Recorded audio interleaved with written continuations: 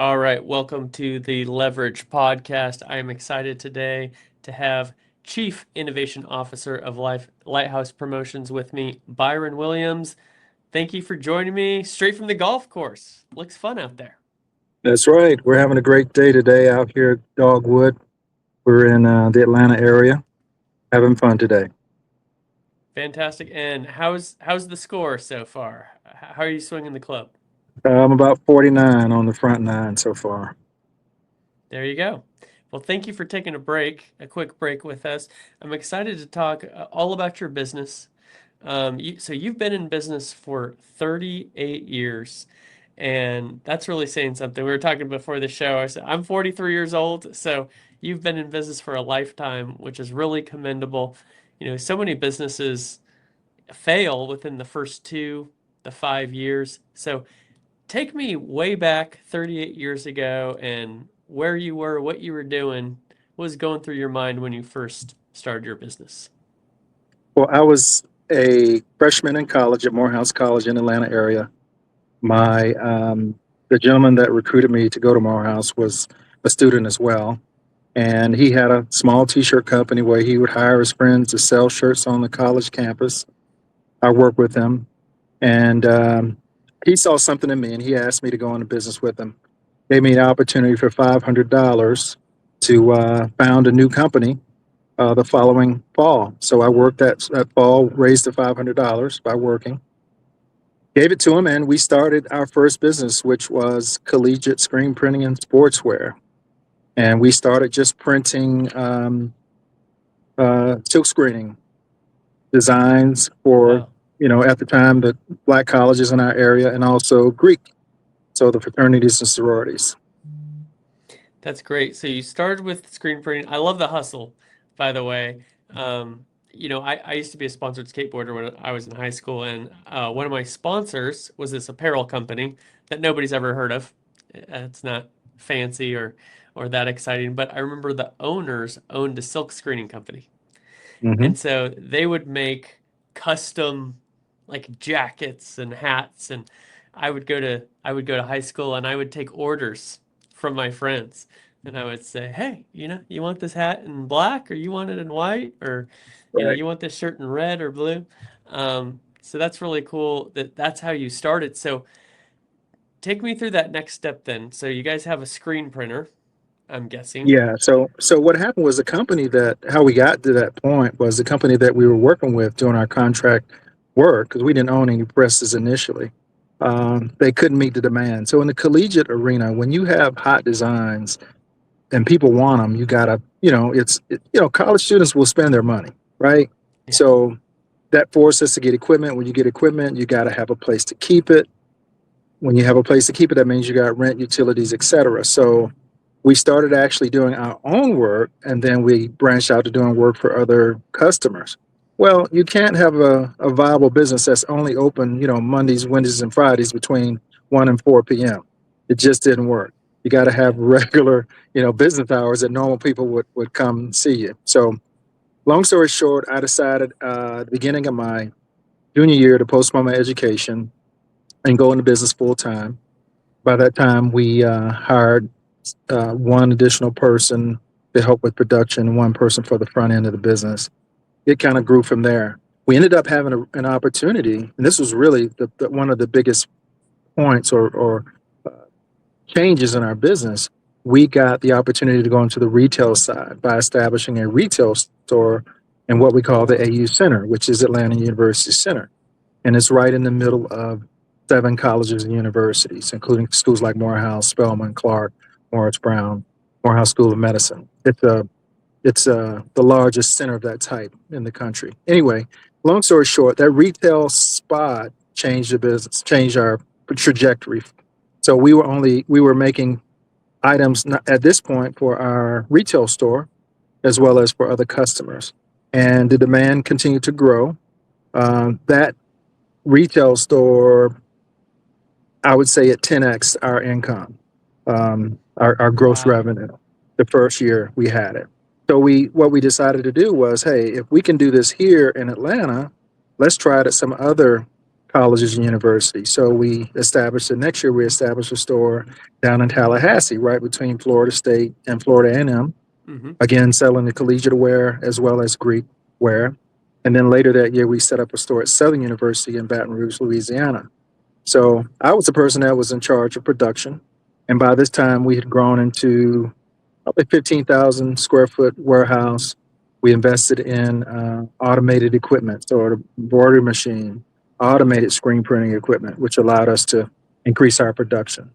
So in our business, the sweetness about it was that we were able to, of course, buy stuff wholesale and produce it and sell it in our own store. So we were cutting out that middle level, that Mm-hmm. middle wholesale level, and that really afforded us the opportunity to really grow. We kind of bootstrapped the business. We never really took a business loan. We Mm-hmm. just continued to just reinvest the profits, early on. Yeah. Tell me how much it benefited you by not taking loans or, nowadays everybody's trying to crowdsource something, right? Or people are going out for investment when they just have an idea and they haven't even yet put this idea out in the market or produced a product, and people are just giving equity away because it feels like a shortcut because we now have access to groups and to people uh, who can provide funds. I'd love to learn a little bit more about, looking back, how much that benefited you to really just bootstrap things and do it yourself rather than having to give those profits to somebody else who kind of gave you a head start with capital. Yeah. So this was a time before the internet. This was a time Yeah. before crowdfunding existed. Mm-hmm. We had a startup before it was even called a startup. That's how long ago it was. So early 90s, the internet, started coming up. AOL, that was probably 90, 92, 93-ish, Mm-hmm. so, um, that allowed us to expand and grow. Of course, eventually we got a website, but our business, grew a lot by word of mouth. We had a strong following from the alumni of these colleges and universities. We had celebrities that would come through. Um, we also had product placements on shows like A Different World, which was very popular at that time. The Oh, show cool. called Cosby Show, The Rock. Yep. So, when you would see them with Morehouse College or these different historically black colleges on their shirts, some of that was our product. So we did get promotional consideration for that, and it helped. Cool. So this was a big time with the advent of um, just urban wear, street Mm-hmm. apparel. That was the beginning stages. I had the opportunity to meet Damon John one time. So he was the founder of FUBU, which is Yeah. a brand that he built and he sold for millions of dollars when he sold it. Um, so it was just a great time to be in business. I was fortunate in that my first business venture turned out to be a huge success. I think the biggest year we had back then was about $2.5 million in annual sales. And for a person that was 23, 24 years old, that was pretty remarkable. But I didn't do it by myself. We had a team. It took a team of people. It took salespeople. It took other people to help in various areas, production, finance, et cetera, et cetera, et cetera. Yeah. Yeah. Answer me this. So you're starting these multiple retail locations hmm near a variety of different campuses.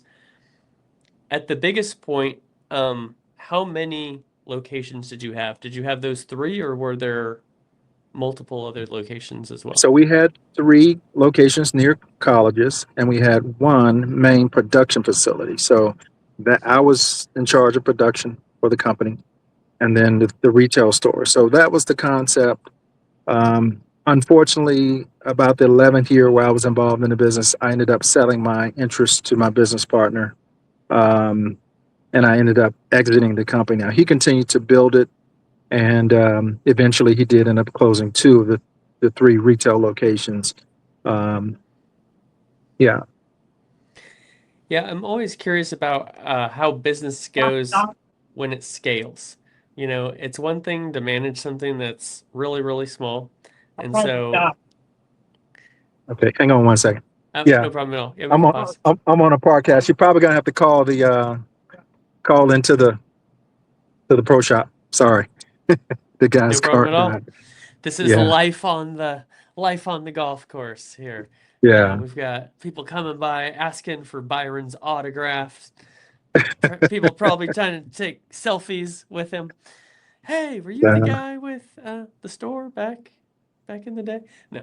Um, so I'm always curious how business can successfully scale, right? Because a lot of times you can have a small business and it's one location or it's just you and your friend on campus. It's like, man, we got this, right? But more money, more problems, right? And Hmm. so take me through some of the business realities of adding the store in Florida and then adding the store in Louisiana as well, and how you overcame some of those challenges. So I would say the biggest thing that we had to learn is how to implement systems, because systems allow you to duplicate or easily duplicate. So you think about, most franchises. You think about a company like McDonald's. How is McDonald's successful when teenagers can run a store? It's because they have systems in place, they have Mm, procedures in place. So we found that, and this was a learning thing, although we had gone to college, they didn't necessarily teach us entrepreneurship in college. You learn foundational business principles, you learn accounting and, some basic things about finance. However, they don't teach you the practical side of it. The book side, but the practical side. I knew what product, what supply and demand meant from a reality perspective. Even though they yeah. taught it in school, you learned it in the books, but you really learned it, right in business. Um, yeah, so that's what I would say. Yeah, so that's a great message is that as you're building the business, figure out how you can develop systems because that's what's really gonna enable you to scale there. For some of our college business majors who may be listening to the podcast here, those who are in school, and like you said, right, they're getting like Hmm. I got a marketing degree at Sacramento State, and you know that helped me a lot. But you get out into the real world, and it's like, hey, you got your piece of paper. Yeah. Maybe you paid attention in class and you did learn some things. There's a lot more to learn here. For students who want to start a business, what would you recommend that they do to prepare for the real world? Wow, that's a good question. So make sure you cover the foundational things first. So look at your, when you form your business, right? Make sure that you use the proper structure. I would typically not recommend sole proprietorship. So look at partnership, S corporation when you get to that stage, or just an LLC. Mhm. Sole proprietorship means you are the business. So if someone has a claim against the business, that's a claim against you. LLCs and other forms of business structuring provide protections. That's why people use LLCs and S corps and C corps. So that would be number one. Form your business right. Number two, I would say is make sure you have a solid product. Um, do your research. You don't want to go through the process of developing a product and that nobody wants. You know, Yeah. um, so that I would say that's number two. Make sure you have a good quality product. Our focus really wasn't on necessarily producing a whole lot, but we wanted to produce a quality product that people would they're up there. Yeah, people would appreciate and enjoy for time to come. Um, Mhm. and I met a young lady. This was like 15 years after I'd left the business. I met her at one of the homecoming, and she had on one of our sweatshirts, and I could not believe how good this shirt looked after that amount of time. And I asked Yeah. her, I said, "How did you keep that shirt looking so nice?" She says, "Well, I live in Miami, so I don't get a chance to wear it very often." But the shirt was it had to be at least 15 to 20 years old, and it still looked Wow. great. It really did. Um, what else? If you're going to get started in business, if you're forming partnerships, make sure you have a solid relationship with whoever that person is.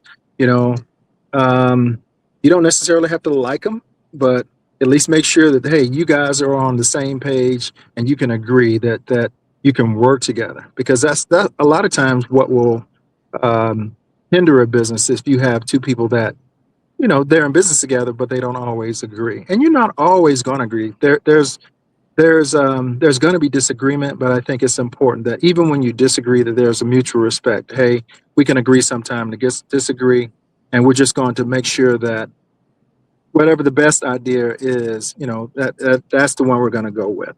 And hmm there's give and take. You know, there's give and take. Yeah.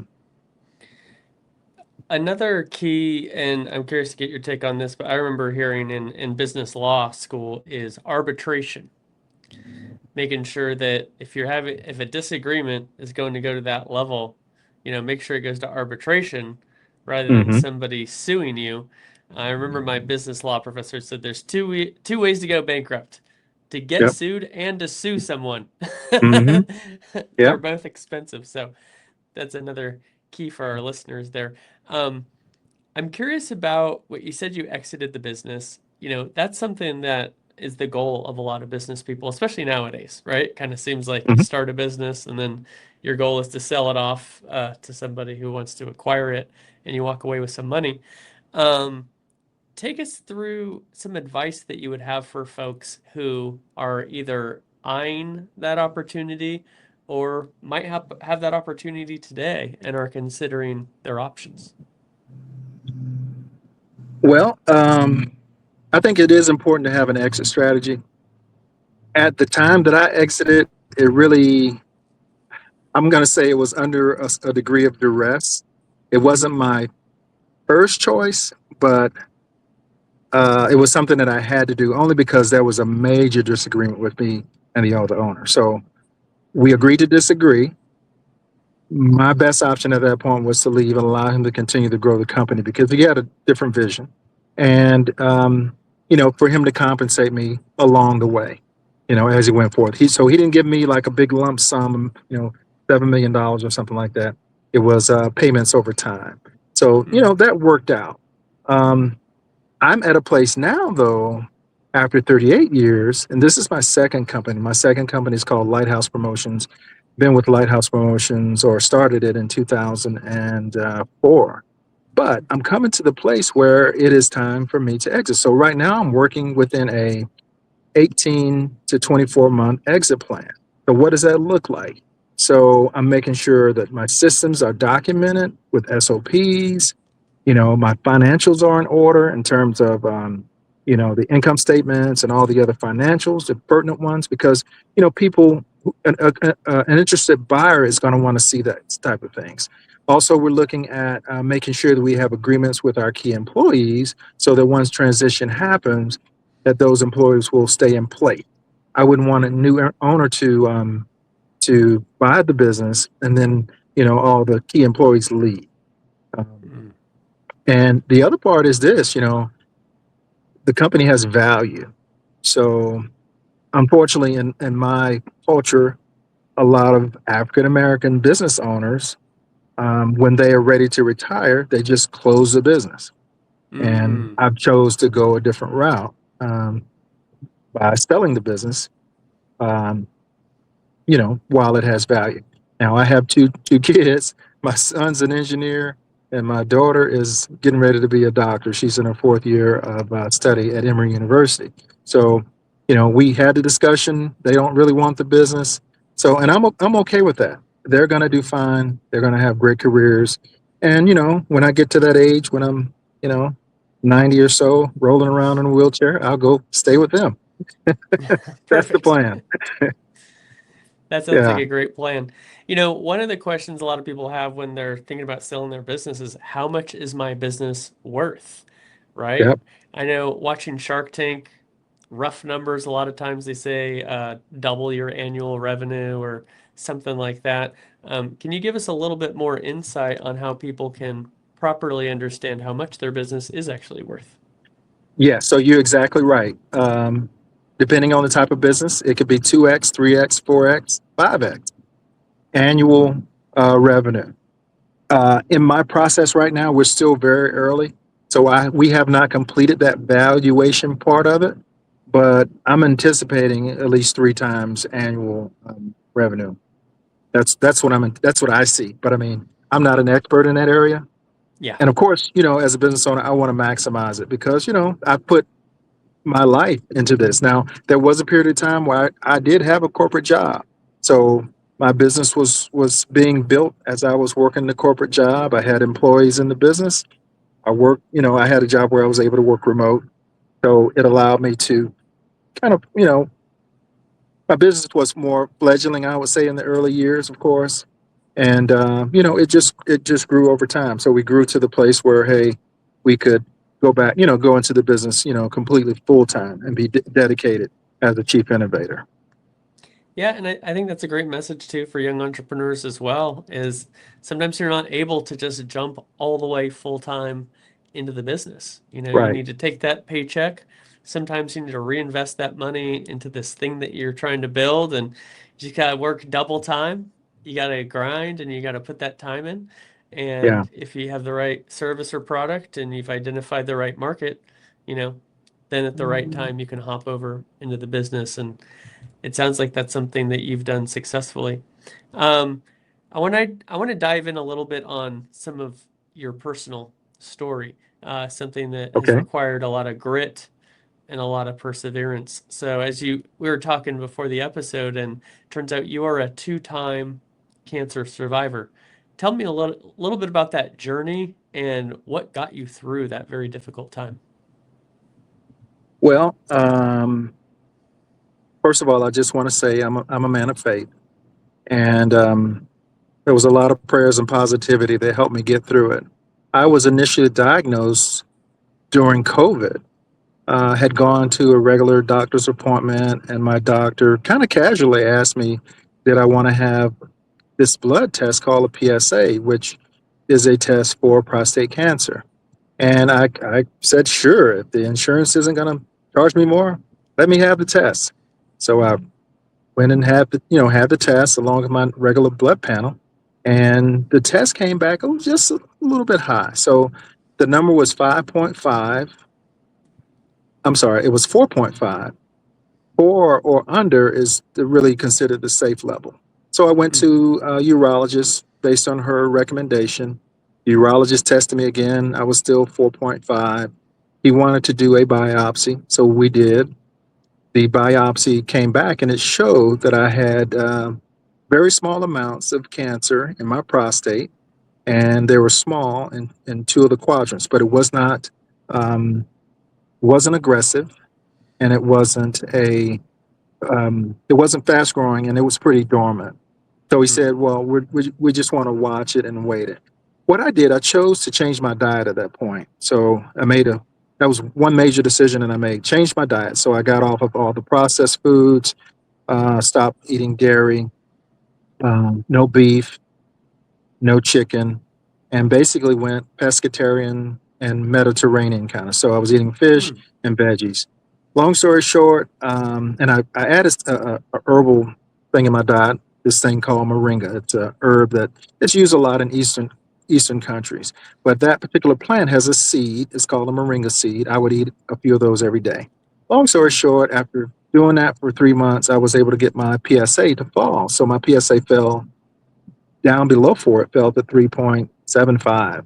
So I was considered back in a safe zone. So fast forward a little bit, the PSA was still being done every 3 months. We was watching and waiting. Well, I got comfortable in my situation. I started adding things back into my diet, and Hmm. slowly my PSA just started to creep up just a little bit, just a little bit. So 2.5 years in, my PSA is probably a 5.6, 5.7, somewhere in that range.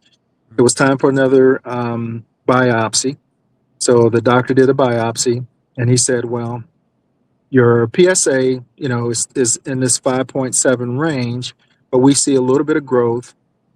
You can continue to watch it. You really don't have to do anything, but if you want to have treatment, you can have treatment. So my thinking is, hey, the cancer's there, so let's attack it while it is not aggressive. Let's attack it while it's small. Yeah. It was still contained in the prostate. So the what I decided to do based on, well, I had switched from Piedmont to the Emory Medical System, and they brought in a team of doctors to explain the different types of procedures that I could potentially have. So it was about 7 options. I chose something called brachytherapy with high dosage radiation. The brachytherapy allows them to target cancer.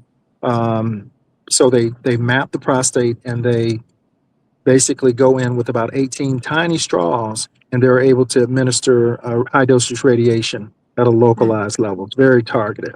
I didn't want external beam radiation because I know that hits other things in your body. Yes. Also, I didn't want to do chemo, and I definitely didn't want to have my prostate removed because that has other implications. I'm not really going to go into details about that. So I had the Right. brachytherapy procedure. It was successful. My numbers are going down, down, down. 14 months after the procedure, I go in for a regular PSA, and then we discover that my PSA is 9. So it had been trending down to 0. This Oh man. PSA was 9. They said, well, hey, it can bounce. Let's test you again in 2 weeks. So they tested me again in 2 weeks. My PSA was 12. Whoa. So they wanted to do a PET scan. I got the insurance clearance, but by this time, it's 30 days beyond that. They tested my PSA. It was 27. Mm. I have the PET Wow. scan. Yeah, it was 27. I have the PET scan, and about 2 days later, I'm in the doctor's office, and we're reviewing the results. And this doctor is an oncologist, who the same doctor that did my brachytherapy, and he says, he starts apologizing. It's like, I'm so sorry. I'm like, doctor, why are you apologizing? He says, I'm apologizing because your cancer has metastasized. You have 2 small spots in 2 of your ribs. Oh my And then he goodness. proceeds to tell me that there is no known cure for metastasized prostate cancer. There's no cure for it. Whoa. Of course, that was not the news that I wanted to hear. Right. And I understood then why he was apologizing.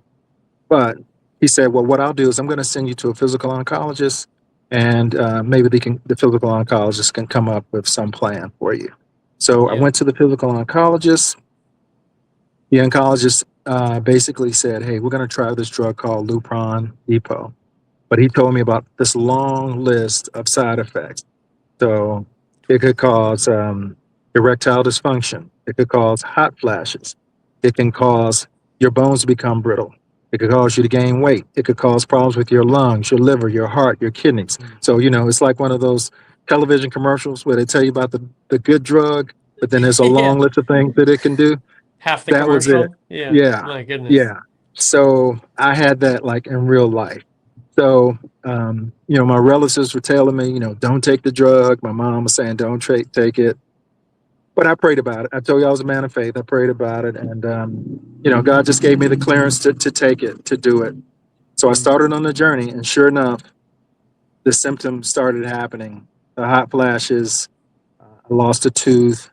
Wow. Um, I didn't really gain weight because I kind of stayed in the gym throughout the whole process. Um, and I didn't have to use it long term. But remember, I told you about the moringa? Yep. Well, God reminded me, and He said, take the moringa, but I want you to add the sour sop and burdock root powder and make a tea. So every night when I would take my daily medication, I would drink the tea. Hmm. After 3 months, I went back for testing. My PSA, which remember had been 27, fell to 0.12 Wow. in 3 months. I continued on with my tea. I took another Lupron shot. After 6 months, my PSA was 0.05. And after 9 months, my PSA had fallen to less than 0.01. And at that point, they declared me cancer free. Wow. Now, I think it was a combination of both things, but I know that once I started taking that tea, some of these symptoms that I had been experiencing, for instance, the hot flashes initially were very intense. So I would have like 10 or 12 hot flashes a day, Oh, and wow. they would just come out of nowhere. I would just break out on a cold sweat and just get really hot. So I started taking the tea. That was the first thing I noticed, that the hot flashes subsided. So there, I would have like one or two every other day, and they were very, very mild. So I knew something was going on in my body, and you know, I'm a living witness. I mean, I guess there's some work in this earth that I need to do, and I need to be around for for my kids and Yeah, my family. Yeah, I love that. Well, I'm glad you're still around.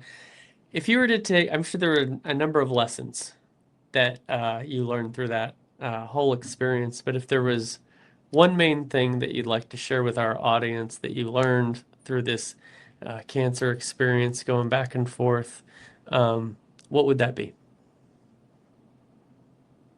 what would that be? There were several lessons. I would say one of the things that I would say is once you choose a course of treatment, whether it's chemotherapy, whether it's some holistic means, continue with that and do what you need to do to get through it. You got to be consistent. So over the last 5 years, I have not missed a doctor's appointment.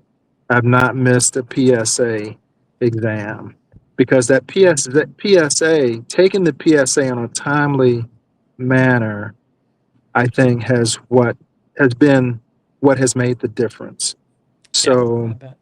you know, there are schools of different thought about Western medicine, about holistic medicine. So whichever school of thought you're in is fine, but do that, and be consistent with whatever you do. Hmm. Consistency in whatever it is, whether it's working out, you know, um, taking different kinds of medication, or studying business, or whether you're into technology or you're learning a new skill. Be consistent with it. Don't stop and start, because consistency is going to take you much further uh, along the way. That Yeah. is so well said. I use the example of waves crashing against the shore with consistency. Yeah. If you just spent one morning or one evening at the beach and you saw these big rock walls and the waves crashing against, you would say, who's winning? Right? It's clearly Yep. the rock. Like the water's soft, it's bouncing off. This cliff has been here for who knows how long, right? Yep. But if Hmm. you were to come back 20 years from Yep. then, you would see that it was the water that was winning. And it's not just because it's hitting it over and over, but it's also hitting it in the same spot Yep. over and over again. And so I really appreciate that message on consistency. And it sounds like it served you well, not just in life and with your health, but also in your business, I'm guessing as well. A- Absolutely. Yeah. Absolutely. Well, Byron, I want to give you an opportunity to get back out there on the golf course and whoop your friends who you're playing with. Um, Before I let you go, for people who listening to this would like to get a hold of you or would like to get some, great promotional products printed with Lighthouse Promotions, how can folks get in touch with you? Okay, very good. So I want to let you know clearly exactly what we do. So we are a full service decorated apparel and promotional products company. So what that means is we do all types of apparel, decorating them using embroidery, screen printing, DTF printing, um, and also we still do some vinyl work, but not as much anymore because the technology has changed. And that's the Hmm. one thing we really didn't talk about. The transition of technology over the last 38 years has been tremendous. We've moved light years in the last, I would say, 8 to 10 years. Um, but how do you get in touch with us? We can be found on all social media at Lighthouse Promotions GA. Our email address is lighthousepromotionsga@gmail.com, and our website is lighthouse-promo.com. That's lighthouse-promo.com. I do want to mention one other thing too. This is Please. one of the things that we've implemented, um, we found out about a company called Rocketsphere through, social media. And I contacted Rocketsphere because I was interested in getting, the services of a VA.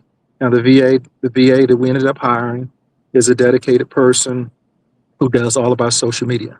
So one of my jobs is basically I produce um, the footage, and then they take it from there. They will, um, well, it's one person, but he edits videos. He has the hashtags that we want to put in it, puts the music to it, and just makes it look really really nice. He schedules it on all the platforms that we have a presence on, and it actually is working out very well. So that's one system that we've put in place that I don't have to have my hands on. Yeah. I've learned that the more things that I don't have to touch, the better things will be. It frees me up as a CEO, as the chief innovator, to do the things that drive the company and move it forward. And I find that I I don't.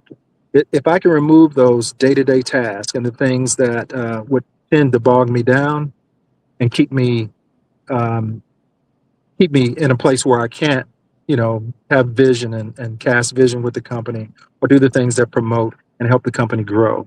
So that's one way that the VA has helped, and then of course the other systems that I mentioned having in place as well. Absolutely. We definitely appreciate that plug. If you need a virtual assistant, you can reach out to me. Absolutely. And the incredible team at Sphere Rocket there, of course. Well, Byron, thank you so much for joining me on the podcast. Once again, to the audience, if you need anything printed, if you have questions, reach out to Lighthouse Promotions. They do incredible work and they're going to treat you right. Byron, thank you again for joining me today on the Leverage Podcast. You are welcome, and thanks for having me as a guest. It's been my pleasure.